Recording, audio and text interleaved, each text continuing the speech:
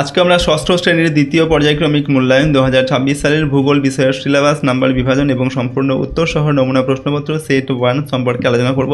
তো চলো এই ভিডিওতে আমরা ক্লাস 6-এর সেকেন্ড ইউনিট টেস্ট 2026 জিওগ্রাফি সাবজেক্টের সিলেবাস, মার্কস রিভিশন এবং এই কোশ্চেন পেপার ও তার উত্তরগুলো দেখে নিই। দেখো, প্রথমে সিলেবাসের মধ্যে তোমাদের কোন কোন অধ্যায় রয়েছে। 5 নম্বর যে অধ্যায় জল, স্থল, বাতাস। 6 নম্বর হচ্ছে বরফে ঢাকা মহাদেশ। 7 নম্বর অধ্যায় আবহাওয়া ও জলবায়ু। আর 10 নম্বর হচ্ছে ভারতের জলবায়ু, মাটি ও স্বাভাবিক উদ্ভিদ, অরণ্য ও বন্যপ্রাণ। এই যে অধ্যায়গুলো রয়েছে এগুলো তোমাদের ভালোভাবে পড়তে হবে, পাঠ্য বই থেকে রিডিং পড়বে খুব ভালোভাবে, ঠিক আছে। এইগুলোর মধ্যে থেকে তোমাদের কিন্তু প্রশ্ন হবে সেকেন্ড সামেটিভ ইভ্যালুয়েশনের যে পরীক্ষা হবে সেখানে। তো দেখো, এখানে তোমাদের যে পরীক্ষার নাম্বার বিভাজনটি দেখো, 50 নম্বরের পরীক্ষা নেওয়া হবে, সময় থাকবে 1 ঘন্টা 30 মিনিট। প্রথমে 12টি এমসিকিউ প্রশ্ন দেওয়া থাকবে, যেগুলো তোমাদের সঠিক উত্তর বেছে নিয়ে লিখতে হবে। দেখো, প্রতিটি অধ্যায় থেকে সাধারণত 2টি করে প্রশ্ন দেওয়া থাকছে। এই যে বরফে ঢাকা মহাদেশ, এখান থেকে সাধারণত এমসিকিউ প্রশ্ন নেই। এরপর 8টি 1 নম্বর মানের অতি সংক্ষিপ্ত প্রশ্ন তোমাদের থাকবে, ঠিক আছে। তারপরে হচ্ছে 2 নম্বর মানের 4টি উত্তর লিখতে হবে। 2 নম্বর মানের যে প্রশ্ন সেগুলোর 4টির উত্তর লিখতে হবে। কারণ দেখুন 8 নম্বর এখানে এক্সট্রা প্রশ্ন তোমাদের থাকবে। তারপর 3 নম্বর মানের প্রশ্ন লিখতে হবে 4টি, 3 4 12 নম্বর এখানেও এক্সট্রা প্রশ্ন দেওয়া থাকবে। তারপর 5 নম্বর মানের 2টি প্রশ্ন উত্তর লিখতে হবে, 5 দুগুণে 10 নম্বর থাকবে এখানে, ঠিক আছে। এরকম করে তোমাদের কিন্তু টোটাল 50 নম্বরের পরীক্ষা হবে এবং সময় থাকবে 1 ঘন্টা 30 মিনিট সেকেন্ড সামেটিভ ইভ্যালুয়েশনে। ওকে, চলো আমরা এই কোশ্চেন পেপার এবং তার উত্তরগুলো দেখে নিই। দেখো, এখানে 1 নম্বর দেখে সঠিক উত্তরটি নির্বাচন করতে হবে। 1 × 12 = 12। কয়ের দাগে বেতার তরঙ্গের প্রতিফলন হয় বায়ুমণ্ডলের যে স্তরে, সেটা হচ্ছে মেসোস্ফিয়ার, থার্মোস্ফিয়ার, স্ট্র্যাটোস্ফিয়ার না ট্রপোস্ফিয়ার। তো সঠিক উত্তর হবে এখানে থার্মোস্ফিয়ার, ঠিক আছে। সাধারণত দেখো, থার্মোস্ফিয়ারের যে নিম্ন স্তর আয়নোস্ফিয়ার, সেখান থেকে বেতার তরঙ্গ প্রতিফলিত হয়। তো আমাদের এখানে যেহেতু আয়নোস্ফিয়ার, এই অপশনগুলোর মধ্যে কিন্তু আয়নোস্ফিয়ার নেই, তার জন্য কিন্তু আমাদের সঠিক উত্তর থার্মোস্ফিয়ারটাই হবে, ঠিক আছে। যদি এই অপশনগুলোর মধ্যে আমাদের আয়নোস্ফিয়ার থাকতো তাহলে কিন্তু আমাদের সঠিক উত্তর হতো কি আয়নোস্ফিয়ার, ঠিক আছে, এইটা। তারপরে দেখো, ক্ষয়ের দাগে সাহারা মরুভূমি যে মহাদেশে অবস্থিত সেটা এশিয়া, আফ্রিকা, দক্ষিণ আমেরিকা না ওসিয়ানিয়া। তো সাহারা মরুভূমি হচ্ছে আফ্রিকা এই মহাদেশে অবস্থিত। বায়ুর আর্দ্রতা মাপার যন্ত্রের নাম ব্যারোমিটার, অ্যানিমোমিটার, হাইগ্রোমিটার না থার্মোমিটার। তো বায়ুর আর্দ্রতা মাপা হয় হাইগ্রোমিটার এই যন্ত্রের সাহায্যে। ভারত থেকে সমুদ্র পৃষ্ঠ থেকে প্রতি 1000 মিটার উচ্চতায় উষ্ণতা হ্রাস পায় 6.3 degree Celsius, 6.4 degree Celsius, 6.5 degree Celsius, 5.6 degree Celsius. উত্তর হবে এখানে 6.5 ডিগ্রি সেলসিয়াস। তারপর কোন মাটিতে লৌহ অক্সাইডের উপস্থিতির জন্য ইটের মতো গাঢ় লাল রঙের হয়? পলিমাটি, কালো মাটি, মরু মাটি না ল্যাটেরাইট মাটি। তো কোন মাটিতে লৌহ অক্সাইডের উপস্থিতির জন্য মানে ইটের মতো গাঢ় লাল রঙ হয়, সেটা হচ্ছে ল্যাটেরাইট মাটি। চয়ের দেখা হচ্ছে কোন মাটি ব্যাসল্ট শিলা থেকে তৈরি হয়েছে? লাল মাটি, কালো মাটি, মরু মাটি না হচ্ছে পলি মাটি। তো কালো মাটি বা রেগুল মৃত্তিকা, এটা হচ্ছে ব্যাসল্ট শিলা থেকে তৈরি হয়েছে। ভারতের কোন অরণ্যে সিংহ পাওয়া যায়? জলদাপাড়ায়, গির অরণ্যে, সুন্দরবনে, কাজিরাঙায়। সঠিক উত্তর হবে গির অরণ্যে সিংহ দেখতে পাওয়া যায়। বিশ্ব অরণ্য দিবস পালন করা হয় 21 মার্চ, 16 মার্চ, 12 মার্চ, 31 মার্চ। সঠিক উত্তর হবে 21 মার্চ। কোনটি ম্যানগ্রোভ অরণ্যের উদ্ভিদ? শাল, রবার, সুন্দরী, পাইন। এখানে উত্তর লিখবে সুন্দরী, এটা হচ্ছে ম্যানগ্রোভ অরণ্যের উদ্ভিদ। সুন্দরবনে পাওয়া যায় একশৃঙ্গ গন্ডার, রেড পান্ডা, তারপর হচ্ছে রয়্যাল বেঙ্গল টাইগার, বুনো, গাধা। তো সুন্দরবনে পাওয়া যায় কি? সেটা হচ্ছে রয়্যাল বেঙ্গল টাইগার। ভারতে পশ্চিমী ঝঞ্ঝার প্রভাব দেখা যায় কোন ঋতুতে? গ্রীষ্ম, বর্ষা, শরৎ না শীত? ভারতে পশ্চিমী ঝঞ্ঝা দেখা যায় শীতকালে, শীত ঋতুতে। তারপর উত্তর ভারতে গ্রীষ্মকালে দিনের বেলা যে অত্যধিক উষ্ণ বায়ু প্রবাহিত হয় তাকে বলে আঁধি, কালবৈশাখী, লু না চিনুক? তো গ্রীষ্মকালে উত্তর ভারতে দিনের বেলা যে অত্যধিক উষ্ণ বায়ু প্রবাহিত হয় সেটা তার নাম লু। তারপর 2 নম্বর দেখে নিচের প্রশ্নগুলির নির্দেশ মতো উত্তর দেবে। 1 × 8 = 8। 2 এর 1 শূন্যস্থান পূরণ করতে হবে। 1 × 4 = 4। পৃথিবীর দীর্ঘতম হিমবাহ হলো কী হবে এখানে? ল্যাম্বার্ট। তারপর হচ্ছে আন্টার্কটিকা মহাদেশের সর্বোচ্চ শৃঙ্গের নাম হলো, উত্তর লিখবে ভিনসন ম্যাসিভ। নেক্সট, পৃথিবীর সর্বাধিক বৃষ্টিবহুল অঞ্চল হলো মৌসিনরাম। ওকে, এরপর ভারত ড্যাশ জলবায়ুর দেশ? তো ভারত হচ্ছে ক্রান্তীয় মৌসুমী জলবায়ুর দেশ। 2 এর 2 নম্বরে এক কথায় উত্তর লিখতে হবে, যে কোনো 4টি। 1 × 4 = 4। কোন অরণ্যের উদ্ভিদে শ্বাসমূল ও ঠেসমূল দেখা যায়? তো ম্যানগ্রোভ বা লবণাম্বু উদ্ভিদে বা অরণ্যে এই শ্বাসমূল, ঠেসমূল এগুলো দেখা যায়। কোন গাছের ছাল থেকে কুইনাইন তৈরি করা হয়? 3 কোনা গাছের ছাল থেকে কুইনাইন তৈরি করা হয়। ভারতে কোন মাসের প্রথম সপ্তাহ বন্যপ্রাণ সপ্তাহ হিসাবে পালিত হয়? অক্টোবর মাসের প্রথম সপ্তাহ। এরপর ভারতের কোথায় বুনো গাধা দেখা যায়? গুজরাটের কচ্ছের রণ অঞ্চলে। এক শৃঙ্গ বিশিষ্ট গন্ডার দেখতে দেখা যায় ভারতের কোন অভয়ারণ্যে? তো অসমের কাজিরাঙ্গা অভয়ারণ্যে, যেটা হচ্ছে জলদাপাড়াতেও দেখা যায়। ওকে, এই এক শৃঙ্গ বিশিষ্ট গন্ডার। 3 নম্বর থেকে অনধিক 30 শব্দে উত্তর লিখতে হবে, যে কোনো 4টি। 2 × 4 = 8। এখানে এই প্রশ্নগুলোর মান 2 নম্বর করে, ঠিক আছে। পরের দাগে দৈনিক উষ্ণতার প্রসর কাকে বলে? তো কোনো নির্দিষ্ট স্থানে একদিনের সর্বোচ্চ উষ্ণতা এবং সর্বনিম্ন উষ্ণতার মধ্যে যে পার্থক্য তাকেই ওই দিনের দৈনিক উষ্ণতার প্রসর বা প্রসার বলা হয়, ঠিক আছে। সমষ্ণ রেখা কাকে বলে? পৃথিবীর মানচিত্রে সমান গড় উষ্ণতাযুক্ত স্থানগুলিকে যে কাল্পনিক রেখা দ্বারা যোগ করা হয় তাকে সমষ্ণ রেখা বলে। খাদার ও ভাঙার মাটি কাকে বলে? নদী অববাহিকায় নবীন পলিমাটি সমৃদ্ধ অঞ্চলকে খাদার এবং প্রাচীন পলিমাটি সমৃদ্ধ উচ্চভূমি অঞ্চলকে ভাঙর বলে। ভাইয়ের থেকে প্রশ্ন, মরু মাটির 2টি বৈশিষ্ট্য লেখন। 1 নম্বর, এই মাটিতে বালির ভাগ বেশি থাকে কিন্তু জৈব পদার্থের ভাগ খুব কম থাকে। আর 2 নম্বর, জলধারণ ক্ষমতা কম হওয়ায় এই মাটি চাষবাসের অনুপযুক্ত। কোমর দাগে কোন কোন উপাদানের উপর নির্ভর করে মাটি তৈরি করা হয়? তো আদি শিলা, জলবায়ু, ভূপ্রকৃতি, জীবজগৎ এবং সময়ের উপর নির্ভর করে মাটি তৈরি হয়। তারপর বায়ুর আর্দ্রতা বলতে কী বোঝো? কোনো নির্দিষ্ট সময়ে কোনো নির্দিষ্ট পরিমাণ বায়ুতে যে পরিমাণ জলীয় বাষ্প উপস্থিত থাকে তাকেই বায়ুর আর্দ্রতা বলে। ওকে, পরবর্তী প্রশ্নগুলো দেখে নাও। 4 নম্বর থেকে প্রশ্ন, অনধিক 50 শব্দে যে কোনো উত্তর লিখতে হবে, যে কোনো 4টি। 3 × 4 = 12। কয়েক থেকে আন্টার্কটিকা মহাদেশকে আন্তর্জাতিক ভূখণ্ড বলা হয় কেন?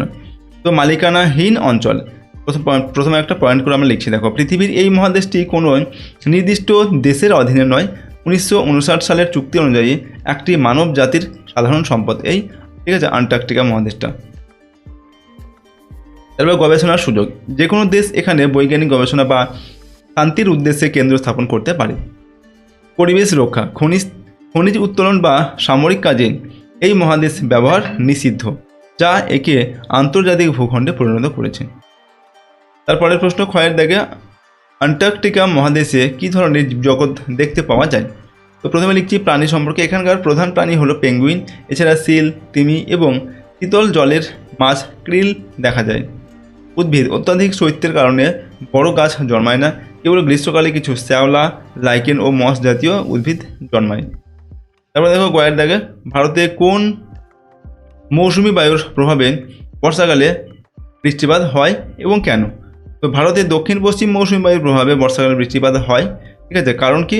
গ্রীষ্মকালে ভারতের স্থলভাগ অত্যাধিক উত্তপ্ত হয়ে নিম্নচাপ কেন্দ্র তৈরি করে এবং ফলে ভারত মহাসাগর থেকে আসা জলীয়বাষ্পপূর্ণ শীতল বাতাস দক্ষিণ পশ্চিম মৌসুমি বায়ু যেটা ভারতের দিকে ছুটে আসে এবং হিমালয় ও ভারতের অন্যান্য পাহাড়ে বাধা পেয়ে প্রচুর বৃষ্টিপাত ঘটায়।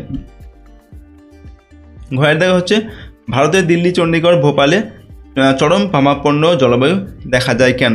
তো সমুদ্র থেকে গড় দূরত্ব, এই শহরগুলি সমুদ্র উপকূল থেকে অনেক দূরে ভারতের মূল ভূখণ্ডের অভ্যন্তরে অবস্থিত। প্রভাব, সমুদ্রের সান্নিধ্য না থাকায় এখানে সমুদ্র বায়ু বা স্থলবায়ুর প্রভাব পৌঁছাতে পারে না, ফলে গ্রীষ্মকালে অত্যাধিক গরম এবং শীতকালে তীব্র ঠান্ডা অনুভূত হয়। কোমর থেকে কালবৈশাখী ও আধির মধ্যে 2টি পার্থক্য লেখো। তো দেখো, এটা হচ্ছে কালবৈশাখী, এটা হচ্ছে আধি। 1 নম্বর পার্থক্য, এদের প্রকৃতি অনুসারে এটি মূলত বজ্র বিদ্যুৎ সহ প্রবল ঝড় এবং তার সাথে বৃষ্টিপাত হয়। আর আধি কি? এটি মূলত একটি প্রবল ধূলি ঝড়, এতে বৃষ্টির পরিমাণ থাকে না বললেই চলে। আর তারপর দেখো প্রভাব ও অঞ্চল, পশ্চিমবঙ্গ এবং পার্শ্ববর্তী রাজ্যগুলিতে গ্রীষ্মকালে বিকেলের দিকে এই ঝড় দেখা যায়, আর রাজস্থান, পাঞ্জাব, হরিয়ানা ও উত্তরপ্রদেশ সংলগ্ন অঞ্চলে এই ঝড় দেখা যায়, এই আঁধি দেখা যায়। আবহাওয়া কেমন থাকে না? কালবৈশাখীর ফলে গুমোট গরম কেটে গিয়ে আবহাওয়া মনোরম ও শীতল হয়, আর আঁধির ফলে আকাশ ধুলোয় ঢাকা পড়ে যায় এবং দৃশ্যমানতা কমে গিয়ে জনজীবন বিপর্যস্ত হয়। পরের প্রশ্ন দেখো 5 নম্বর দেখো, অনধিক 80 শব্দে যে কোনো 2টি প্রশ্নের উত্তর লিখতে হবে। প্রশ্নের মান 5 নম্বর করে, 5 × 10 নম্বর। কয়ের দাগে বায়ুমণ্ডলের ট্রপোস্ফিয়ার এবং স্ট্র্যাটোস্ফিয়ার এর সংক্ষিপ্ত বিবরণ দাও।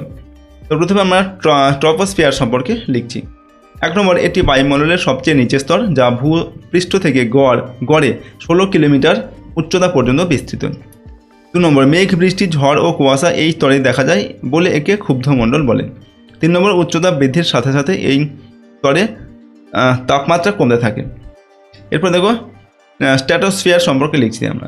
1 নম্বর হচ্ছে স্ট্র্যাটোস্ফিয়ারের উপরে 50 কিমি, ট্রপোস্ফিয়ারের উপরে 50 কিমি উচ্চতা পর্যন্ত এই স্তরটি বিস্তৃত।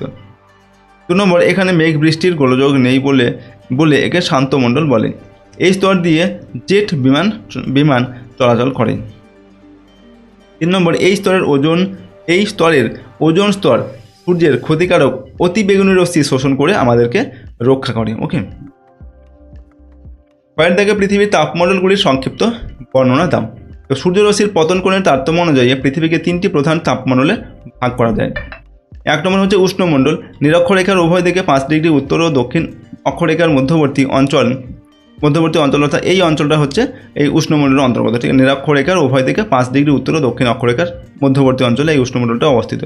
এখানে সূর্য সারা বছর লম্বভাবে কিরণ দেয়, ফলে সারা বছর গরম থাকে এখানে। 2 নম্বর হচ্ছে নাতিশীতোষ্ণ মণ্ডল।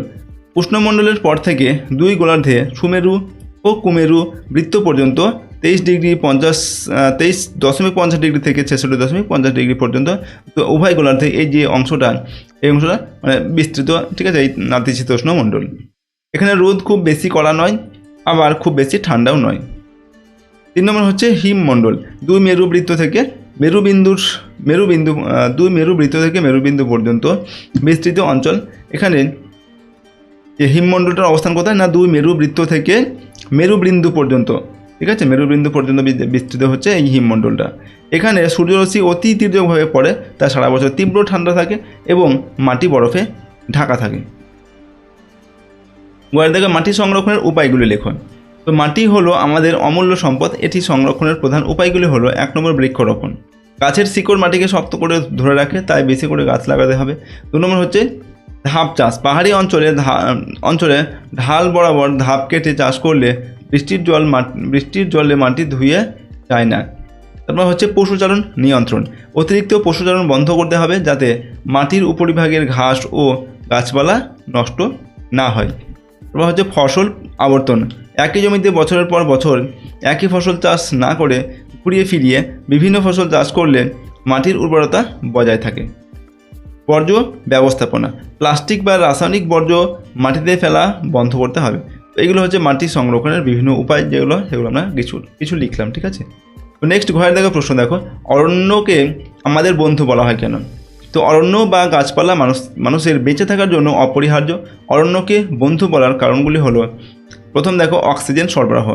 গাছ বাতাস থেকে ক্ষতিকারক কার্বন ডাই অক্সাইড গ্রহণ করে আমাদের প্রাণদায়ী অক্সিজেন দেয়। তারপর বৃষ্টিপাত ও জলবায়ু। অরণ্য বাতাসে জলীয় বাষ্প যোগ করে বৃষ্টিপাত ঘটাতে এবং পৃথিবীর তাপমাত্রা নিয়ন্ত্রণে সাহায্য করে। তারপর হচ্ছে মাটি রক্ষা।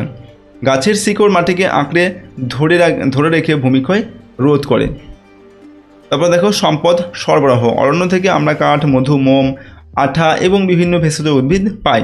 নেক্সট বন্যপ্রাণীর আবাস বা আবাসস্থল। অরণ্য অসংখ্য পশু পাখির নিরাপদ আশ্রয়স্থল এবং প্রাকৃতিক ভারসাম্য রক্ষা করে। তো এইগুলো হচ্ছে দেখো অরণ্য যে আমাদের পরম বন্ধু কেন, সেই কারণগুলো আমরা এখানটায় লিখলাম। তো এই সমস্ত প্রশ্নের উত্তরের PDF ফাইলগুলো তোমরা যদি পেতে চাও, আমাদের সহজ লেসন অ্যাপটিকে ইনস্টল করবে। অ্যাপের লিঙ্ক ডেসক্রিপশন বক্সে দেওয়া আছে, অথবা গুগল প্লে স্টোরে গিয়ে তোমরা সহজ লেসন লিখে সার্চ করলে তোমরা কিন্তু অ্যাপটিকে পেয়ে যাবে। ঠিক আছে, তো অ্যাপটিকে তোমরা প্রথমে ডাউনলোড করবে গুগল প্লে স্টোর থেকে। তারপর ডাউনলোড করার পর ফোনে ইনস্টল করে নেবে, এবং ইনস্টল করার পর তোমরা কীভাবে এটাকে রেজিস্টার করতে হবে। ঠিক আছে, ইনস্টল করার পর এখানে নাম, মোবাইল নাম্বার, ইমেল আইডি, তারপর স্টেট, এখানে নিজের যে স্টেট হচ্ছে ওয়েস্ট বেঙ্গল লিখবে, সিটি নিজের এলাকার নাম লিখবে, আর এখানে পাসওয়ার্ড দেবে নিজের মতো তৈরি করে পাসওয়ার্ডটা দিয়ে রেজিস্টার করবে। পরের বার সেম ফোন নাম্বার আর সেম ফোন নাম্বার আর সেম পাসওয়ার্ড দিয়ে এখানে লগ ইন করবে। ঠিক আছে, এবং তোমরা অ্যাপটিতে একটা অবশ্যই 5 স্টার রেটিং দেবে। ঠিক আছে, এবার দেখো আমি তোমাদের অ্যাপটিকে ওপেন করে একটু দেখিয়ে দিচ্ছি কীভাবে তোমরা এখান থেকে যে কোর্সগুলো রয়েছে সেই কোর্সগুলো পারচেস করবে বা অ্যাপটিকে কীভাবে ব্যবহার করবে। অ্যাপটিকে ওপেন করার পর তোমাদের সর্বপ্রথম সবার উপরে গিয়ে এখানে ক্লিক করে এই ক্লাসগুলোকে সিলেক্ট করে নিতে হবে। এগুলো তোমাদের ক্ষেত্রে এরকম সাদা হয়ে থাকবে, তো তোমরা এগুলোকে ট্যাপ করে এইভাবে সিলেক্ট করে নিয়ে নিচে সেভ চেঞ্জ বাটনে ক্লিক করবে এবং এস বাটনে ক্লিক করবে, ঠিক আছে। তারপর কিন্তু অ্যাপটি এভাবে খুলে যাবে এবং সমস্ত কোর্সগুলো এখানে দেখা যাবে। প্রথমে অল কোর্স রয়েছে, এখানে ক্লিক করলে সমস্ত কোর্সগুলো দেখা যাবে। ফ্রি ভিডিওস এখান থেকে দেখা যাবে, ফ্রি কোর্স এখান থেকে দেখা যাবে, এখান থেকে ইবুক দেখা যাবে, এখানে ডেলি কুইজ থাকবে। আর যে মাই পেড কোর্স রয়েছে, যে কোর্স তুমি পারচেস করবে সেই কোর্সটাই মাই পেড কোর্সের মধ্যে কিন্তু ক্লিক করলে তার মধ্যে দেখতে পাবে। আর নিচে যে এগুলো হচ্ছে বিভিন্ন ক্লাসের হচ্ছে ক্লাস হচ্ছে সেকেন্ড সামেটিভ ইভ্যালুয়েশনের জন্য বিভিন্ন ক্লাসের যে পিডিএফ ফাইলগুলো এখানে দেওয়া রয়েছে। যেমন ক্লাস 6-এর যদি তোমরা নিতে চাও, এটা হচ্ছে ক্লাস 6-এর সেকেন্ড সামেটিভের জন্য রয়েছে। বাংলা, ইতিহাস, ভূগোল, বিজ্ঞান আর ইংরাজি এই অধ্যায়ভিত্তিক প্রশ্নোত্তর সব মডেল কোশ্চেন পেপার প্র্যাকটিসের এগুলো দেওয়া আছে, ঠিক আছে। যেটার জাস্ট 299 রুপিস প্রাইসটা রাখা হয়েছে, খুবই কম প্রাইসে দেওয়া হয়েছে, ঠিক আছে। এগুলো বাই নাতে ক্লিক করে তোমরা বাই করতে পারো অথবা প্লে লিস্টে ক্লিক করে এই ডিটেলসগুলো চেক করতে পারবে। এখান থেকে পড়ে নেবে যা কিছু রয়েছে, তারপর কন্টেন্টে ক্লিক করবে, কন্টেন্টে ক্লিক করে তারপর এখানে এই যে সেকেন্ড ইউনিট টেস্টের জন্য 2026 যে পিডিএফ পুরো সেখানে এখানে রয়েছে। প্রথমে বাংলা, হিস্ট্রি, জিওগ্রাফি, সায়েন্স এই সব কিছু কিন্তু রয়েছে। তোমাদের থেকে ম্যাথ যেটা রয়েছে, ম্যাথের জন্য আমি জাস্ট একটা তোমাদের স্যাম্পল পেপার দিয়ে রেখেছি, ম্যাথের কিন্তু বেশি কিছু দেওয়া হয়, বাকি সাবজেক্টগুলো আমি দিয়ে দেবো, ঠিক আছে। অলরেডি এখানে দেওয়া আছে। যেমন দেখো আমি তোমাদের জিওগ্রাফিটা দেখিয়ে দিচ্ছি। জিওগ্রাফিতে যদি তুমি এখানে ক্লিক করো, প্রথমে অধ্যায়ভিত্তিক প্রশ্নগুলো রয়েছে, অধ্যায়ভিত্তিক প্রশ্নোত্তরগুলো দেওয়া আছে। তারপর প্রথমে 3টে করে সেট আমি দিয়েছিলাম, তারপরে আরও 2টি করে সেট অ্যাড করে দিয়েছি, টোটাল 5টা করে সেট দেখো এখানে দিয়ে রেখেছি। প্রথম এই যে এগুলো যে মডেল কোশ্চেন পেপার সেট রয়েছে 5টারই কিন্তু সমস্ত প্রশ্নের উত্তর করে দেওয়া আছে, ঠিক আছে, খুব সুন্দরভাবে। আর তারপরে 5টি প্র্যাকটিস সেট দেওয়া আছে, যেগুলো থেকে তোমরা প্র্যাকটিস করতে পারবে, ঠিক আছে। কোন কোন প্রশ্নগুলো তোমরা পারছো, কতগুলো পারছো না সেগুলো দেখতে পারবে, ঠিক আছে। এইভাবে করে সমস্ত সাবজেক্টগুলোর কিন্তু এখানে রয়েছে, তোমরা এভাবে দেখে নিতে পারো, ওকে। তো চাইলে তোমরা যে কোনো ক্লাসের যে কোনো কোর্স এখান থেকে পারচেস করে নিতে পারো, অথবা যে ফ্রি কোর্সগুলো রয়েছে সেগুলো তোমরা কিন্তু ব্যবহার করতে পারো। তো অ্যাপটি আমি তোমাদের দেখিয়ে দিলাম কীভাবে ব্যবহার করবে, ওকে। তো চলো আজকের এই ভিডিওটা আমি এখানে শেষ করছি। সম্পূর্ণ ভিডিওটি দেখার জন্য অসংখ্য ধন্যবাদ।